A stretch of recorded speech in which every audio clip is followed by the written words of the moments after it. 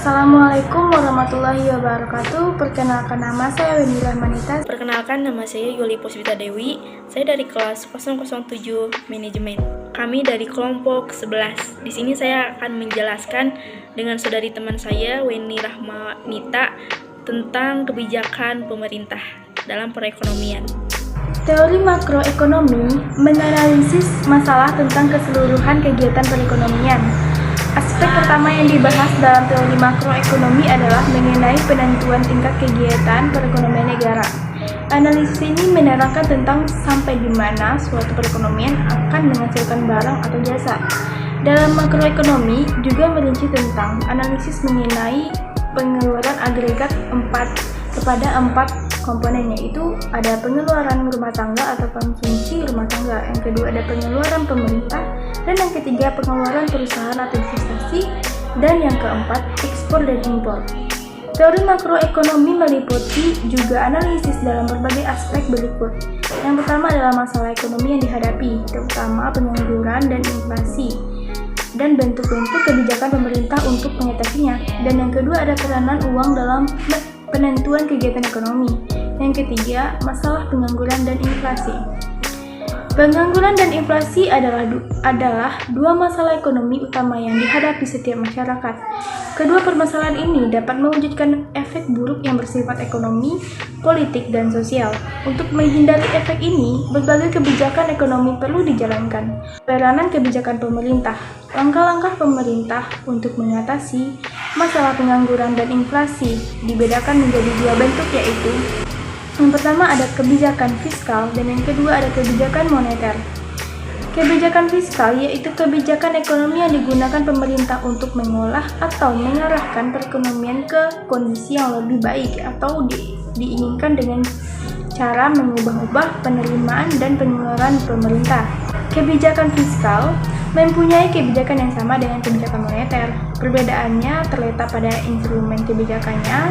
Jika dalam kebijakan moneter pemerintah mengendalikan jumlah uang yang beredar, maka dalam kebijakan fiskal pemerintah mengendalikan penerimaan atau T dan pengeluaran atau G. Lalu ada pajak. Secara hukum, pajak didefinisikan sebagai iuran wajib kepada pemerintah yang bersifat memaksa dan legal, atau berdasarkan undang-undang, sehingga pemerintah mempunyai kekuatan hukum atau misalnya denda atau kurungan penjara untuk menindak wajib pajak yang tidak memenuhi kewajiban. Secara ekonomi, pajak didefinisikan sebagai pemindahan sumber daya yang ada di sektor rumah tangga dan perusahaan atau dunia usaha ke sektor pemerintah melalui mekanisme pemungutan tanpa memberi balas jasa langsung.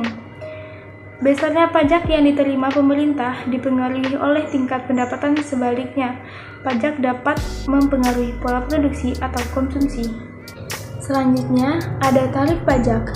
Tarif pajak dibagi menjadi dua, yaitu A. Pajak nominal adalah pajak yang pengenaannya berdasarkan sejumlah nilai nominal tertentu. Misalnya, bila pengenaan pajak pendapatan sebesar 50, maka cukup ditulis T sama dengan 50B. Dan yang kedua ada B. Pajak persentase adalah pajak yang ditetapkan berdasarkan persentase tertentu dari dasar pengenaan pajak. Pajak persentase dapat dibedakan menjadi tiga. Yang pertama ada pajak proporsional, tarif persentasenya tetap. Dan yang kedua ada progresif, tarifnya makin tinggi bila dasar pengenaan pajaknya makin tinggi juga. Dan yang ketiga ada pajak regresif, tarif pajak makin rendah pada saat penghasilan meningkat. Kemudian yaitu politik anggaran. Politik anggaran dibagi menjadi tiga bagian. Yang pertama ada anggaran defisit. Defisit budget adalah anggaran yang direncanakan untuk defisit sebab pengeluaran pemerintah direncanakan lebih besar dari penerimaan pemerintah atau sama dengan T lebih kecil daripada G. Yang kedua yaitu ada anggaran surplus. Surplus budget adalah anggaran pemerintah bila penerimaan lebih besar dari pengeluaran atau dengan T lebih besar daripada G. Politik anggaran surplus dilakukan bila perekonomian sedang dalam tahap memanas. Melalui anggaran ini, pemerintah merekam pengeluaran untuk menurunkan tekanan pemerintah atau mengurangi biaya dengan menaikkan pajak. Yang terakhir yaitu ada anggaran berimbang atau balance budget. Adalah anggaran yang apabila pengeluaran sama dengan penerimaan, atau dengan G sama dengan T atau T sama dengan G. Selanjutnya itu ada kebijakan moneter. Kebijakan moneter atau istilah lainnya kebijakan uang ketat adalah upaya mengendalikan atau mengarahkan perekonomian makro ke kondisi yang diinginkan atau lebih baik. Dengan mengatur jumlah uang yang beredar melalui kebijakan moneter, pemerintah dapat mempertahankan, menambah atau mengurangi jumlah uang yang beredar dalam upaya mempertahankan kemampuan ekonomi bertumbuh sekaligus mengadaptasi inflasi. Selanjutnya itu ada instrumen kebijakan moneter. Ada 3 instrumen kebijakan instrumen yang digunakan dalam mengatur jumlah yang beredar. Yang pertama yaitu operasi pasar terbuka atau open market operation, yaitu kebijakan pemerintah mengendalikan jumlah uang yang beredar dengan cara menjual atau membeli surat-surat berharga milik pemerintah. Di Indonesia, operasi pasar terbuka dilakukan dengan menjual atau membeli sertifikat Bank Indonesia atau SBI dan surat berharga pasar uang atau SPBU. Kedua itu ada fasilitas diskon atau diskon rate. Salah satu fasilitas yaitu adanya tingkat bunga diskon, yang maksudnya adalah tingkat bunga yang ditetapkan pemerintah atas bank-bank umum yang meminjam ke bank sentral. Jika pemerintah ingin menambah jumlah uang yang beredar, maka pemerintah melakukan suatu cara yaitu menurunkan tingkat bunga pinjaman atau tingkat diskon. Dengan tingkat bunga pinjaman yang lebih murah, maka keinginan bank-bank untuk meminjam uang dan bank sentral menjadi lebih besar sehingga jumlah uang yang beredar bertambah dan sebaliknya. Yang ketiga itu ada rasio cadangan wajib. Penempatan rasio cadangan wajib juga dapat mengubah jumlah uang yang beredar. Jika rasio cadangan wajib diperbesar, maka kemampuan bank memberikan kredit akan lebih kecil dibandingkan sebelumnya. Selanjutnya ada kebijakan moneter dan keseimbangan ekonomi.